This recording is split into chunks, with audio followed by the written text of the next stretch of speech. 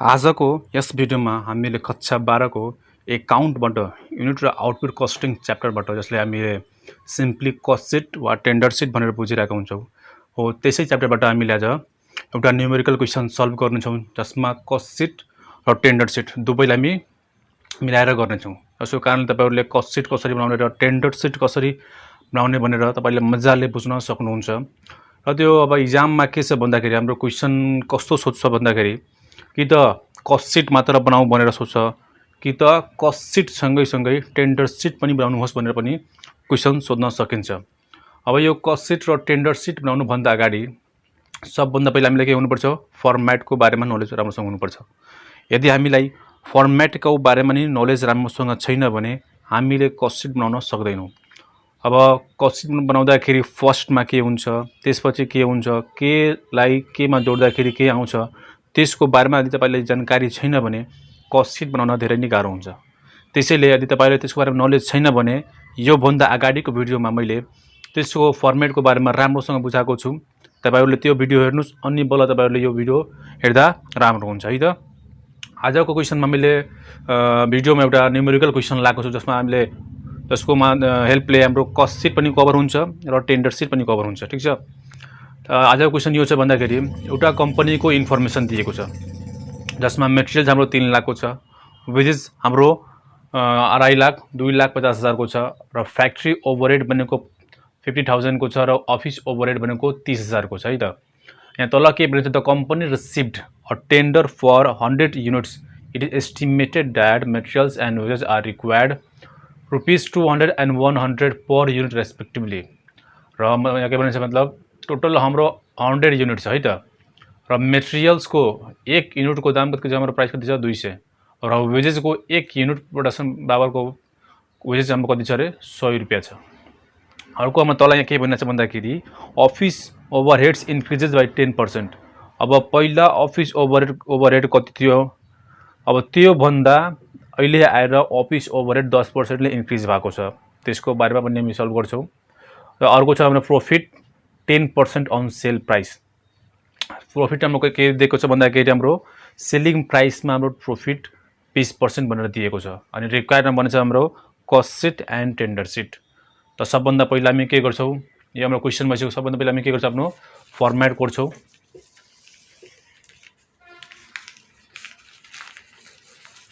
Format पनि धेरै सजिलो छ केही छैन यसमा गाह्रो केही छैन मात्र पोइन्ट बुझ्यो भने कुन पोइन्ट केमा जान्छ कसको सबभन्दा पहिला कसको एन्ट्री हुन्छ त्यो बुझ्नु भयो भने मज्जाले बनाउन सक्नुहुन्छ तपाईहरुले।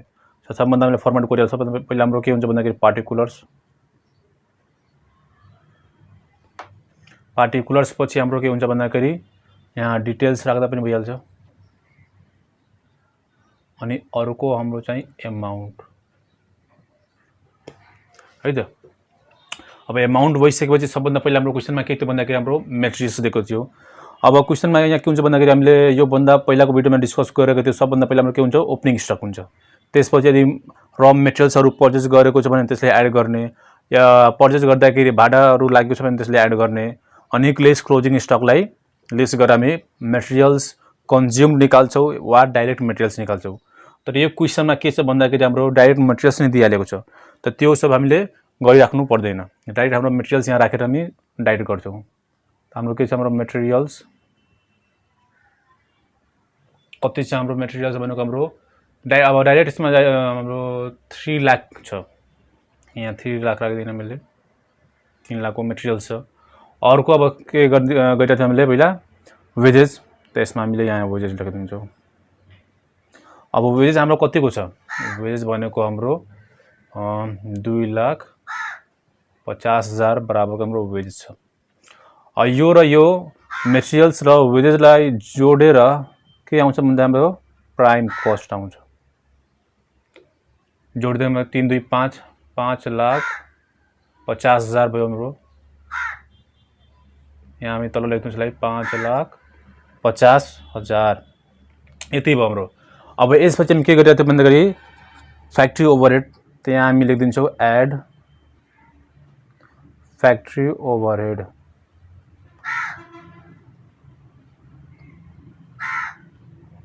फ्याक्ट्री ओभरहेड अब यसमा हाम्रो के थियो भने जति पनि इन्डाइरेक्ट एक्सपेन्सेसहरू थियो, जसरी इन्डाइरेक्ट वेजेस थियो, अनप्रोडक्टिभ वेजेस थियो, factory rent, factory staff salary, मतलब फ्याक्ट्रीसँग सम्बन्धित जति पनि थियो पोइन्टहरू एक्सपेन्सेसहरू थियो, हामी यसमा इन्क्लुड गरिरहेको थियौँ हैन पहिला। तर यसमा के छ भन्दाखेरि डाइरेक्ट फ्याक्ट्री ओभरहेड नै दिइहालेको छ, त त्यो सब हामीले गर्नु पर्दैन। डाइरेक्ट हाम्रो फ्याक्ट्री ओभरहेडको एमाउन्ट जति छ हामीले त्यही राख्दा भइहाल्छ। त हाम्रो फ्याक्ट्री ओभरहेड कति दिएको छ भन्दाखेरि हाम्रो 50,000, त्यहाँ 50,000 राख्ने अनि त्यसले तपाईँले जोड्ने कति हुन्छ 6 लाख। अनि यो प्राइम कस्टमा फ्याक्ट्री ओभरहेड जोड्दा के हुन्छ हाम्रो फ्याक्ट्री कस्ट आउँछ। ठीक छ। अब फ्याक्ट्री कस्टमा हामी के जोड्छौँ, administrative office and administrative overhead, office and administrative overhead.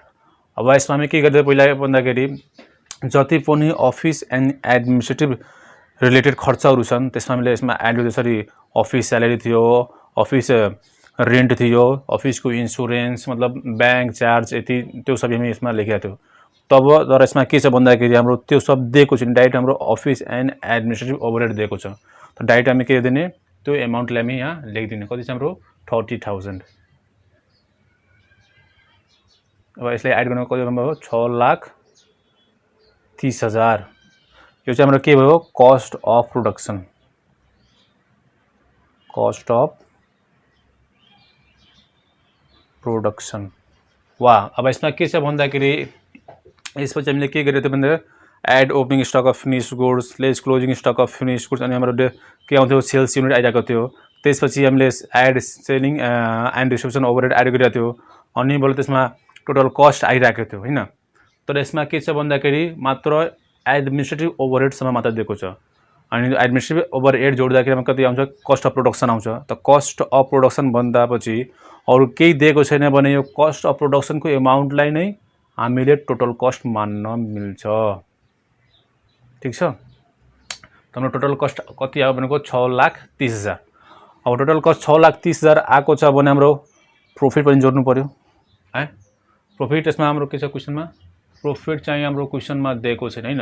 अब दिएको छैन भने प्रॉफिट हामीले एड गर्नु पर्दैन। देउको खण्डमा देउको बेला मात्र हामीले प्रॉफिट्समा एड गर्नुपर्छ, नत्र गर्नु पर्दैन। हाम्रो टोटल कस्ट भयो 6,30,000। अब अर्को हाम्रो के थियो, यो त हाम्रो भयो कस्ट सिट। अर्को हाम्रो के भन्ने थियो टेन्डर सिट बनाउनको लागि। त टेन्डर सिट बनाउनु छ भने त्यसको पनि केही छैन। सबभन्दा पहिला हामी यो हाम्रो कस्ट सिटको लागि भयो, यसरी कस्ट सिट हामीले बनाउने हो। अर्को छ हाम्रो टेन्डर सिट। टेन्डर सिटको लागि पनि सेम फर्मुला,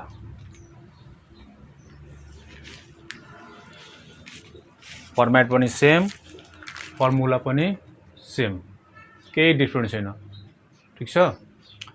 हाम्रो के छ क्वेशन के छ भन्दाखेरि हाम्रो प्राइम मेटेरियल्स थियो हाम्रो कस्टममा, मेटेरियल्स त्यहाँ के भनेर त्यो भन्यो 100 युनिट्स भनेको थियो हैन। 100 युनिट्स, अनि एउटा एक युनिट्सको दाम कति थियो हाम्रो 200 रुपैयाँ थियो। कति भयो हाम्रो 20,000। त्यसपछि हाम्रो के थियो वेजेज, वेजेजको पर युनिटको दाम 100 रुपैयाँ, अनि कति युनिट थियो हाम्रो टोटल 100 युनिट थियो। 100 × 100 भनेको 10,000। यो दुवैलाई जोडेर जुन हाम्रो एमाउन्ट आउँछ 30,000, यो हाम्रो के हो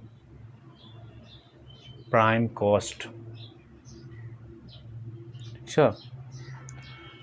यो भनेको हाम्रो प्राइम कस्ट भइहाल्यो। अब यसपछि जुन भन्छ यहाँ क्वेशनमा बनेको होला हाम्रो क्वेशनमा के भन्छ भन्दाखेरि तपाईको भन्ने छ यहाँ अफिस ओभरहेड इन्क्रिज बाई 10%। त अफिस ओभरहेड भन्दा अगाडि हाम्रो के आउँछ फ्याक्ट्री ओभरहेड आउँछ। त फ्याक्ट्री ओभरहेडको कुरा पहिला गर्नु पर्यो। त हामी के लेख्छौँ एड फ्याक्ट्री ओभरहेड। अब हामीले यो भन्दा पहिलाको भिडियोमा फ्याक्ट्री ओभरहेडको पर्सेन्टेज कसरी निकाल्ने पनि त्यो सिकाएको थियो, फर्मुला पनि मैले लेखाएको थिएँ। त्यही प्रोसेसलाई फलो गरेर पहिला हामीले के निकाल्ने, पहिला फर्मुला निकाल्ने। त पर्सेन्टेज अफ यहाँ मैले साइडमा गरिदिरहेको छु, पर्सेन्टेज अफ फ्याक्ट्री ओभरहेड के थियो हाम्रो फर्मुला फ्याक्ट्री ओभरहेड अपन अब जेमा भन्छ यदि तपाईको वेजेसबाट निकाल्न भन्छ भने वेजेसबाट निकाल्ने वेजेसबाट निकाल्न भन्दैन भने प्राइम कस्टबाट भन्छ निकाल्नको लागि त प्राइम कस्ट राख्ने केही पनि भन्दैन भने डाइरेक्ट वेजेसको अमाउन्ट राख्ने अनि पर्सेन्टेज निकाल्ने अब जुन यो वेजेसको अमाउन्ट राख्नु छ हामीलाई यहाँ वेजेस इन्टु के थियो हाम्रो फर्मुला 100% त फ्याक्ट्री ओभरहेड हाम्रो कति थियो कसको फ्याक्ट्री ओभरहेड हेर्ने कस्ट सिटको फ्याक्ट्री ओभरहेड 50,000 हाम्रो थियो फ्याक्ट्री ओभरहेड 50,000 अनि हाम्रो वेजेस कति थियो 2,50,000 इन्टु 100% यो हाम्रो कति हाम्रो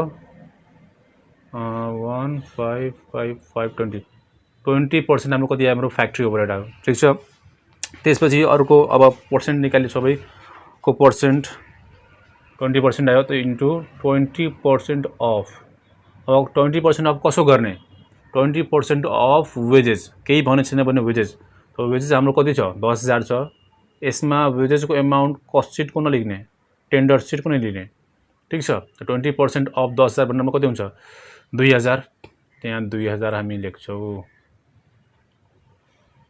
ठीक छ 2,000 हाम्रो यो हो कस्ट सिट अब 30,000 प्लस 2,000 जोडेर जुन हाम्रो आउँछ त्यसलाई हामी के भन्छ भन्दाखेरि फ्याक्ट्री कस्ट यो हाम्रो हो फ्याक्ट्री कस्ट है त यो हाम्रो हो factory cost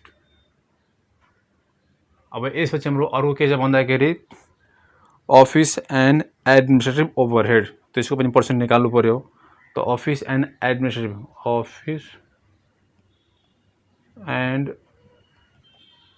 administrative overhead upon के थियो फर्मुला बाई फ्याक्ट्री कस्ट केही पनि बन्दैन भने factory cost into 100% office and administrative overhead हाम्रो कति थियो 30,000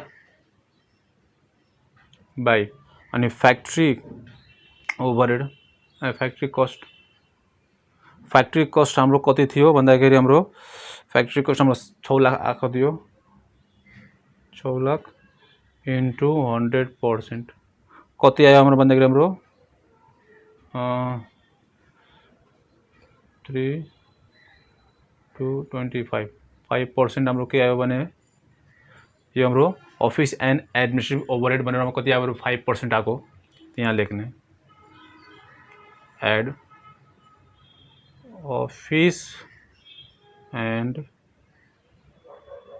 एडमिनिस्ट्रेटिभ ओभरहेड कति छ हाम्रो 5% अफ कसको 5% हाम्रो द 5% अफ हाम्रो कसको लिने भनेको फ्याक्ट्री कस्टको त फ्याक्ट्री कस्टमा कति छ 32,000 यसको 5% लिने 32,000 को 5% हाम्रो कति हुन्छ भन्दाखेरि 1600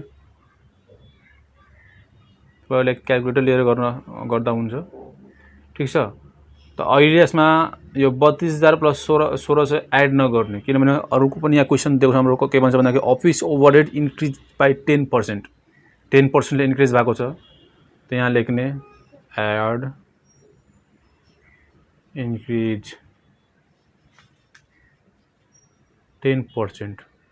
अब जुन हाम्रो यो अफिस ओभरहेड छ पहिला कति थियो 1600 थियो कतिले बढेको छ 10% ले बढेको छ 10% ले बढेको छ भने 10% अफ 1600 गर्ने के 10% अफ 1600 हाम्रो कति हुन्छ 160 अब यसलाई जोड्ने ठीक छ अब यो दुवैलाई जोड्ने हाम्रो कति हुन्छ 1760 प्लस 32,000 हाम्रो कति हुन्छ हाम्रो 33,760 यो जुन हाम्रो आको यो हाम्रो बल्लकै आको कस्ट अफ प्रोडक्सन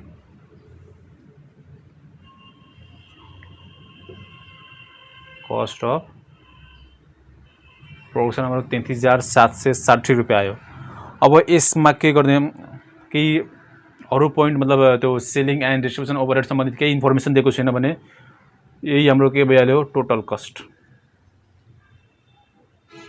यसैले हामी के भन्छौं टोटल कस्ट भन्छौं।